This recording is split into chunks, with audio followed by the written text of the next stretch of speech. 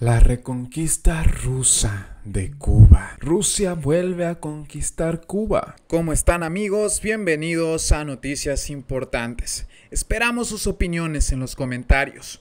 Comenzamos. El régimen en la isla sigue pareciéndose más a la Unión Soviética y a los socialismos reales de la Guerra Fría que a cualquier comunismo capitalista o populista autocrático. Esta certeza comienza a tambalearse.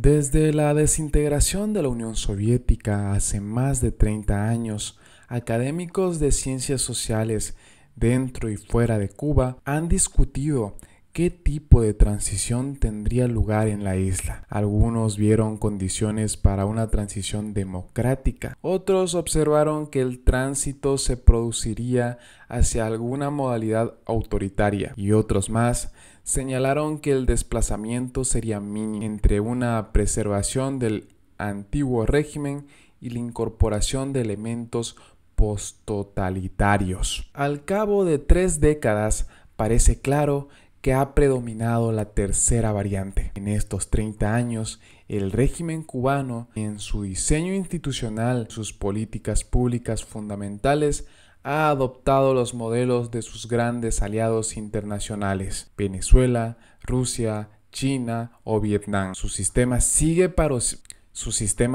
pareciéndose más a la Unión Soviética y a los socialismos reales de la Guerra Fría que a cualquier comunismo capitalista o populismo autocrático del siglo XXI. Esta certeza comienza a tambalearse en estos días, apenas 4 años después de adoptada la nueva Constitución y a más de una década de la aprobación de los llamados lineamientos del Partido Comunista de Cuba, que condensaban aquellos ajustes posttotalitarios. La cúpula gobernante, cada vez con mayor desinhibición, pide estudiar y transferir normas y prácticas de los modelos chinos, vietnamitas o rusos, muy distintos entre sí. Delegaciones del Partido Comunista Cubano viajan a China y a Vietnam y dirigentes chinos y vietnamitas visitan la isla y llaman a introducir cambios normativos e institucionales en Cuba. En 2018, el líder partidista vietnamita Nguyen Phu Trong defendió la economía de mercado en La Habana. 2 años después, el presidente Nguyen Xuan Phuc reiteró el mensaje y hace pocas semanas lo mismo hizo el dirigente parlamentario Wang Ding-hue. Más evidente aún es la promoción del modelo ruso. En medio de la renovada complicidad geopolítica entre La Habana y Moscú en apoyo a la invasión de Ucrania, las demandas de reformas dentro de Cuba para alinear el sistema de la isla con alguno de sus aliados o con varios a la vez nunca habían sido tan explícitas. En tiempos del gran entendimiento entre Caracas y La Habana, conducido por Hugo Chávez y Fidel Castro, a principios del siglo XXI, predominaba la lógica inversa. Cuba era o pretendía ser el modelo a seguir. Ahora, con una Cuba totalmente destruida, Cuba sigue a todo el mundo. Ahora vemos al Instituto de la Economía de Crecimiento Stolpin, en honor a Piotr Stolpin, al primer ministro de Zar Nicolás II a inicios del siglo XX, denostado por Lenin y Trotsky y admirado por Solzhenitsyn y Putin, elaborando un proyecto de reforma económica para Cuba, más exhaustivo y autorizado que el que propuso en los años 90. Carlos Solchaga, ministro de Economía y Hacienda del gobierno de Felipe González.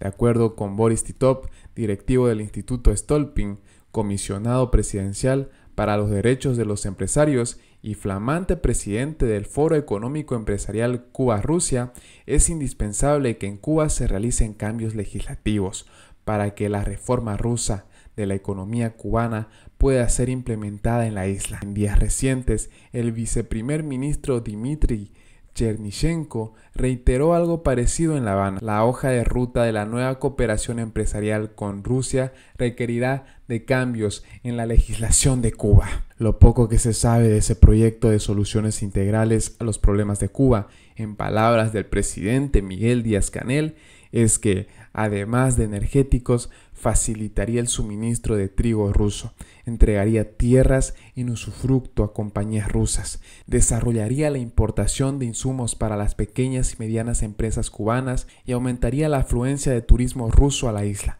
hasta llegar, según el ministro de Economía Alejandro Gil, a 500,000 visitantes por año. Es muy pronto para saber qué tipo de reestructuración de la economía y la sociedad cubana produciría una reorientación del modelo de la isla hacia el referente ruso. Por lo pronto, varios fenómenos de la historia reciente, como la creación del aparato militar empresarial y el geopolitismo de la política exterior, en contraste con la mezcla de realismo diplomático y la apertura económica, todavía vigentes en China y Vietnam, preparan el terreno para la transición a un nuevo capitalismo oligárquico en el Caribe. Algunos indicios recientes, como la presencia del sector privado y la publicidad en la nueva ley de comunicación y el llamado de sectores institucionales y académicos de la isla a avanzar hacia una reforma de Estado, se inscriben en la misma tendencia. Difícil precisar qué tanto responde ese desplazamiento a un desafío geopolítico a la Unión Europea o a Estados Unidos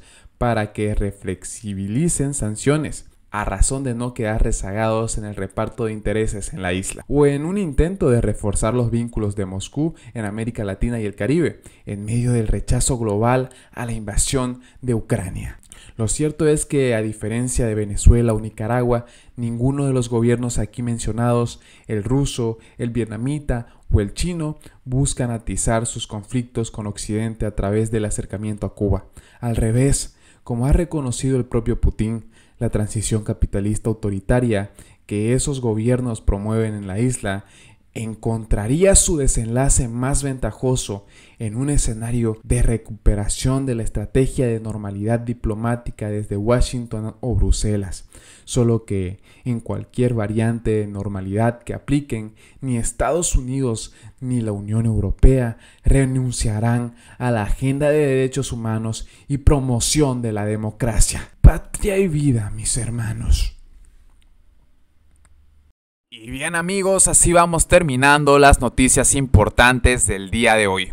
Por favor, nos ayudarían mucho compartiendo las noticias, para así poder llegar a muchas más personas con la verdadera realidad en Cuba. Patria y vida, mis hermanos, nos vemos en el siguiente informe.